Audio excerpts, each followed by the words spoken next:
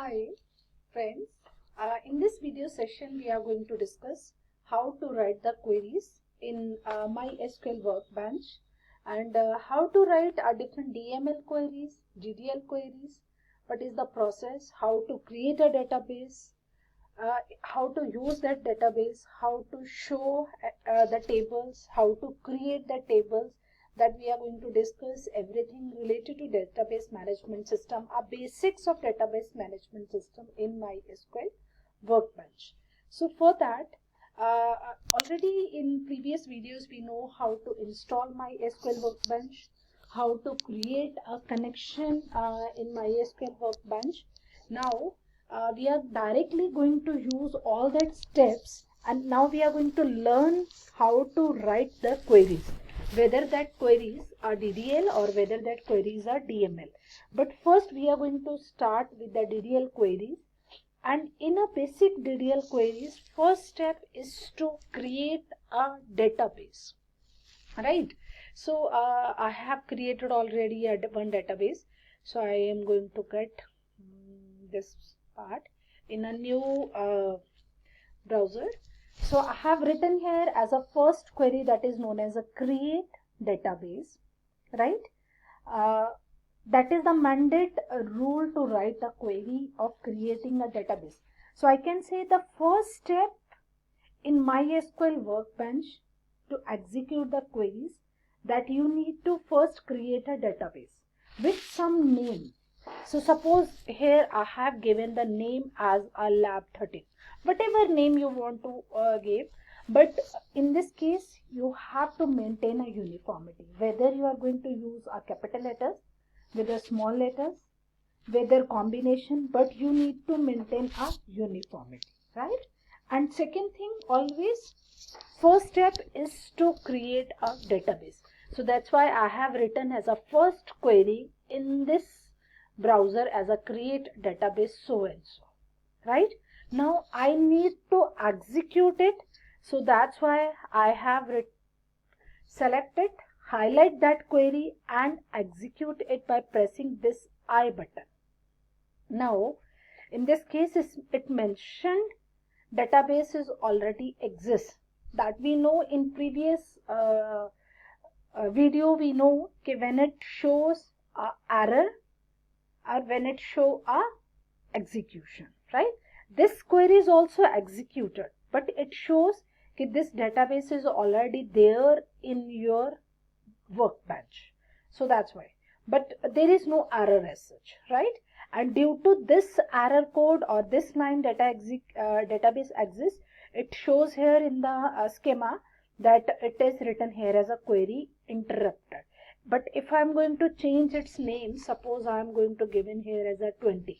So suppose this 20 database is not there, so I need to execute it. Let's see. Yes, it's not there in the database, right? In this navigator section, analysis section, in this schema. So that's why it shows row is affected, means it's executed, and here it written as a query completed. So that is the difference. If it's already there, so what it indicates. If it's new, what it indicates. So that's the first step that we need to execute in this case. Now we have created a database. So the second step, you need to write a user database. So how to write that line? You get that here. Paste here, right? Use lab 20. I need to change it. Lab 20 database. So we'll see. Execute it. Just highlight that query and execute it. It shows 0 rows are affected, query completed. Why? Because we have not created any table. That's why it shows 0 row affected. And it written here in a schema, it mentions query completed. Then means whatever query you have written previously as a database creation, then you are going to write a query to use that database. So that's why this second query is related to use that database. Now we are talking about a third query, that is show tables. Now in a third line you are going to write the tables, means whatever database you have created, you want to create the tables. That's why in the third line you are going to always write as a show tables. So now we are going to execute it. It shows show tables, query completed. Now we will check here. Say, is there any table? Yes. Now we know in a previous video, we know there are 3 windows to check the status of a specific query. First is where you are going to write a query. Second, where you need to check the tables. And third, where you need to check the status of output. And fourth, schema, where you need to check queries completed or interrupted. So every time we are going to take care of all these 4 options. So now we in this query we have written here show tables. So just one line is created as a table. Show tables in which database? Table 20. So it has written here as a tables in lab 20 database. तो हमने database को नाम क्या दिया था? We have given the name as a lab 20 database. So that is किसमें table create किया हमने? In lab 20. तो that's why it is mentioned here table in lab 20 database. And in this screen also that query is executed. So next, after now we have created a database, use the database. Now we have mentioned show the table in that output grid or a filter grid. Now next we need to create a database. So we are going to now see here, we are going to create a database. So whether you are going to write each and every query or whether you are going to create a script for every assignment and from there you are going to copy, because sometimes some errors are there and that errors are only due to writing the queries in a different way. So that's why I am directly going to pick the queries from a executor script, right, to save our time.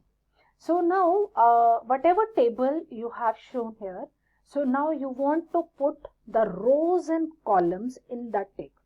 So for that you are going to write a query by a rule. In that table you have written a name as a create table, because we know now we want to create a table. But how to create a table? For that we have written here create table. Now I want to give the name of that table so that I came to know, okay, in this database I'm going to use this so and so table. That's why I have given the name is as a student information, right? So you can write this name by any way. I have written this is just a name of the table. Then in a round bracket you are going to write the column names, because in a table always you are going to put the column names. So now I want to write the column names. So then in a round bracket, first I want to print as a roll number. So that's why I have given a name to first column as a roll number. Then after the name of that column, you need to specify its data type. Okay, that specific name is related to what kind of data type. So this is a integer type, because roll numbers are always like 1, 2, 3, 4, 5, 6, 4081, 4082. So that are always integer types. So that's why with the name of each and every column, you need to specify the type of data type. Then in a bracket, you need to mention its size. So this is related to a first column.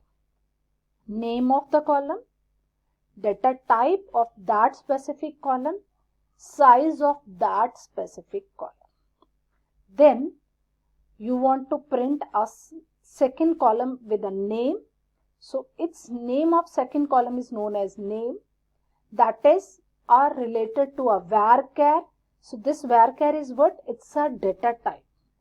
So this is the size, then comma, then third I need to print a email ID. That is also a varchar data type, size. Then I want to print a mobile number, right? So then its data type is character, size is 10.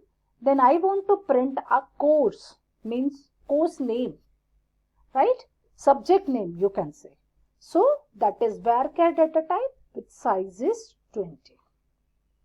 So this is the part where you have created a table with the name of student information in that table, right? So now we want to execute it. So just highlight that query or that row and execute it. So check. It indicates query completed, right? Rows affected, right?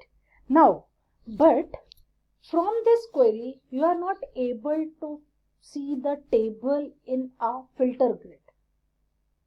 So for that, we need to write one more query to check the actual look of that table. Okay, how that table looks in that window.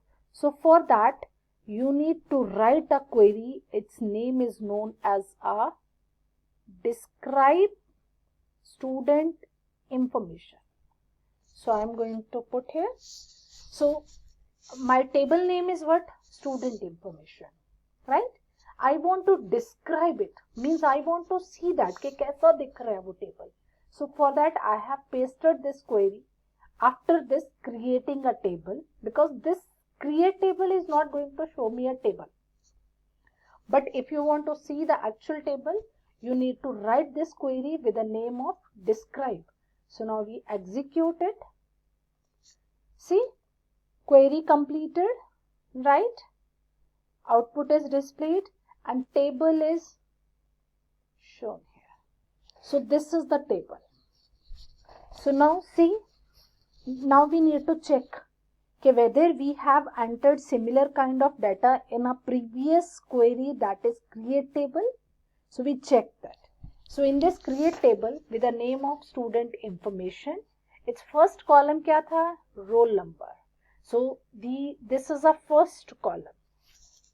So its title is known as a field name, where you want to just write the name of columns. Roll number, name, email ID, mobile number, course. हमने यही दिया है, roll number, name, email ID, mobile number and a course. So these are the name of columns.